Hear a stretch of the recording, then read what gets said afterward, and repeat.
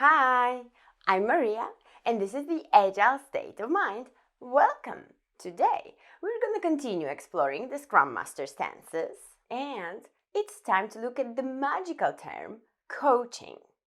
Savage! So, is coaching utter bullshit, or is it actually a way to help the teams? That's a question that I was asking myself for a very long time.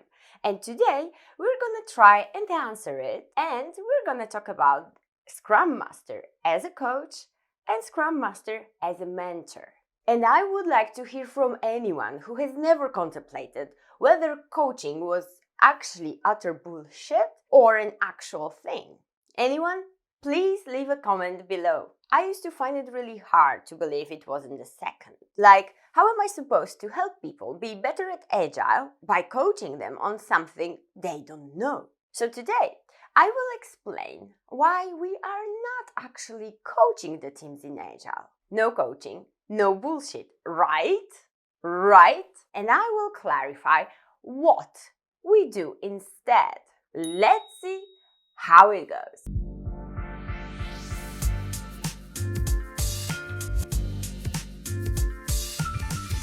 In the last videos, I spoke about Scrum Master as an impediment remover and a teacher. Today, it's time to talk about what it actually means to coach the teams, or should I say, mentor. I will explore the difference between the two. Pay attention, as this is one of the most popular questions on Scrum Master or Agile Coach job interviews. Before we go there, just a disclaimer. I use the term stance freely. I base it on Lisa Atkins' Coaching Agile Teams book, where she refers to them Agile coaching styles, and also Barry Overeem's 8 stances of Scrum Master. And as you know, depending on the situation, Scrum Master can adopt different stances. And in this series of videos, I'm explaining one by one what are those stances. Alright, so now let's see how British dictionaries define a coach and a mentor.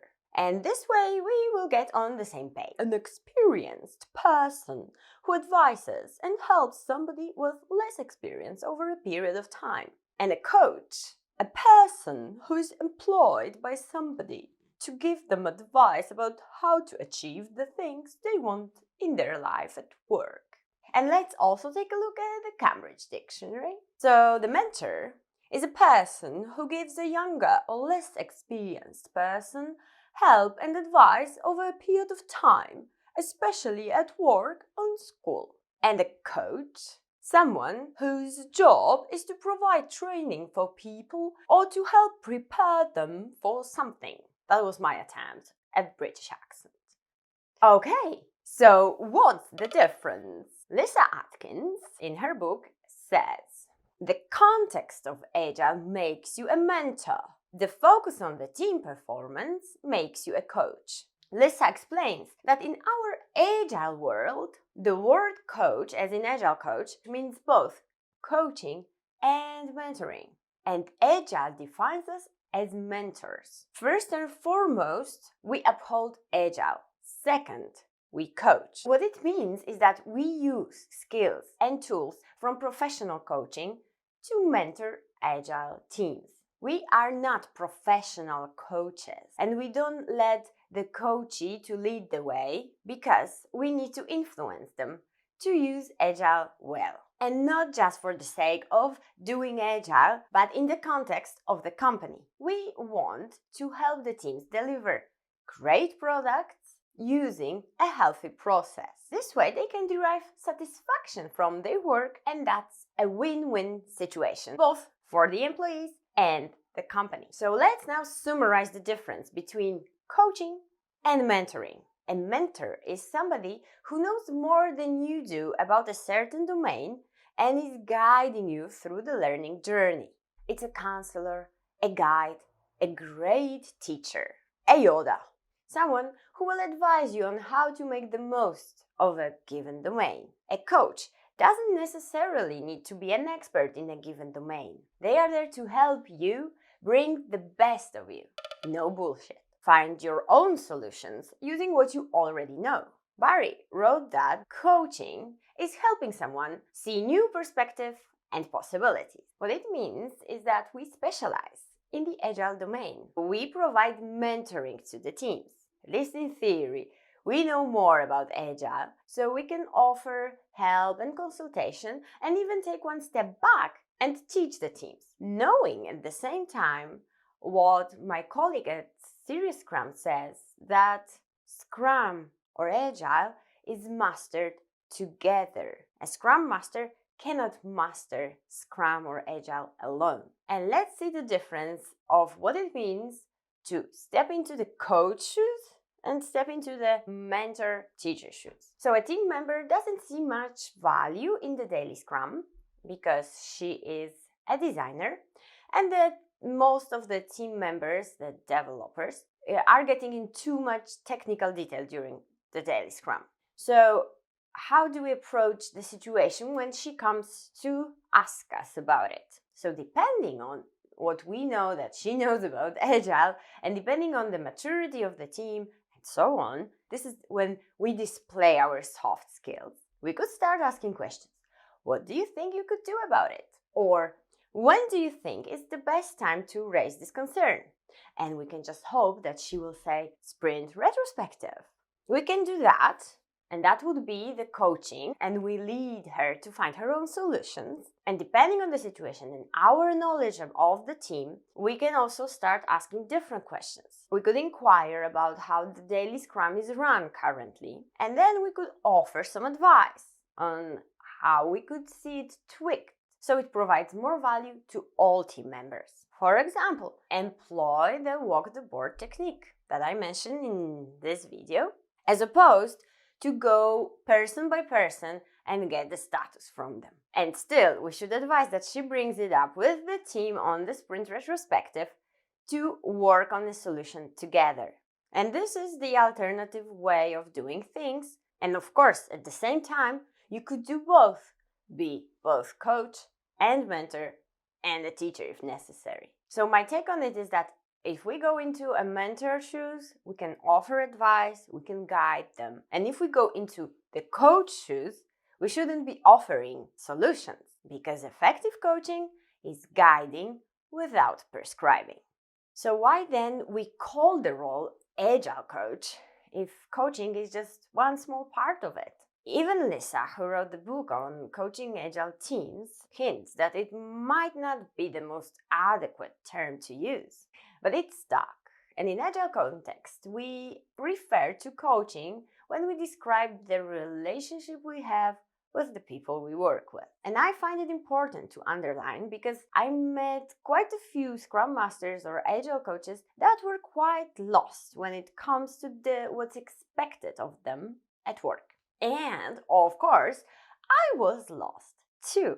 And I would have appreciated a lot if somebody would have just come and explained it to me the way I do right now. You're welcome.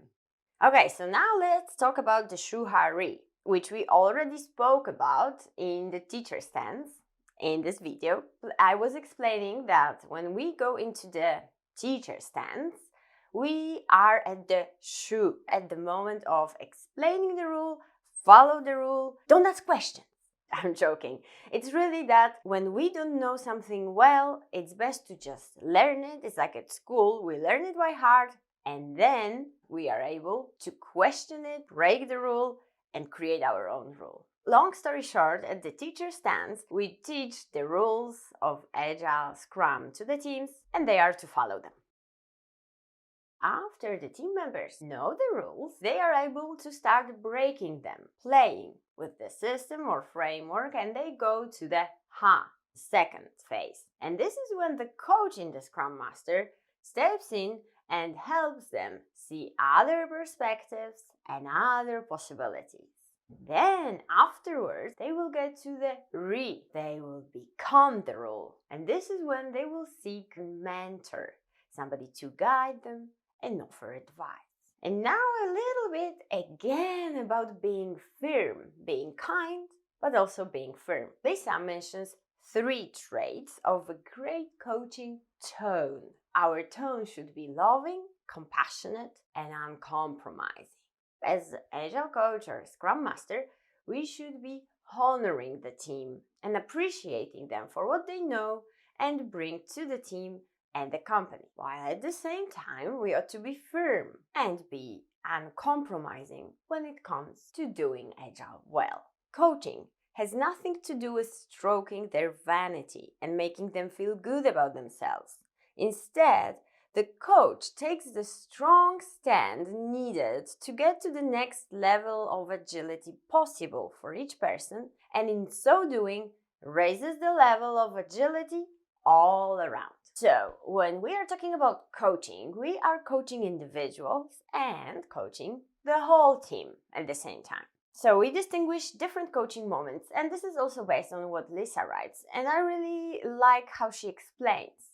So again, we are talking about coaching and all the stances in there. So we coach the whole team, especially at the beginning or the end of a sprint of an important release. And then in the middle, we coach people one-on-one. This is an important distinction, and it depends, of course, on our soft skills and finding the appropriate moment. So we don't want to interrupt the teams and break their focus in the middle of the sprint or a release where they are really concentrated on what they're doing.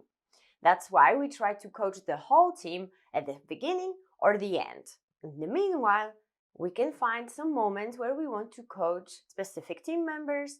They come to us with their questions, and that's the moment when we do it one-on-one. It is important to establish a relationship with each of the team members right at the start, so whenever a problem arises, they can actually come to you and explain it. And apart from coaching the Scrum team, we also coach other coaches, managers, and other people in the company. All the people that interact with the team. And now, before we go to the end, let's talk about coaching with metrics. Having some software delivery metrics accessible at all times can help us a lot in bringing the best of the teams. Because on a retrospective, we can talk about our impressions of the sprint. That's subjective. But we can also talk about the metrics, review the numbers, and that's an objective measure. Agile metrics help the software development teams monitor their productivity across different phases of software delivery and also monitor their code quality. Let's not forget about that. And our role as Agile coaches is to foster the usage of metrics, explaining how to use them, what we can see, and what we can do with them, so the team can keep on improving. And that's all for today. I wonder what you think about this approach to coaching. Please answer in the comments below. And I hope that you, just like me, find this kind quite more convincing. No bullshit. For me, it was like quite a revelation and finding my sweet spot on where I'd like to be when it comes to coaching the teams. And as per usual, like and subscribe. Thanks for watching. Bye bye.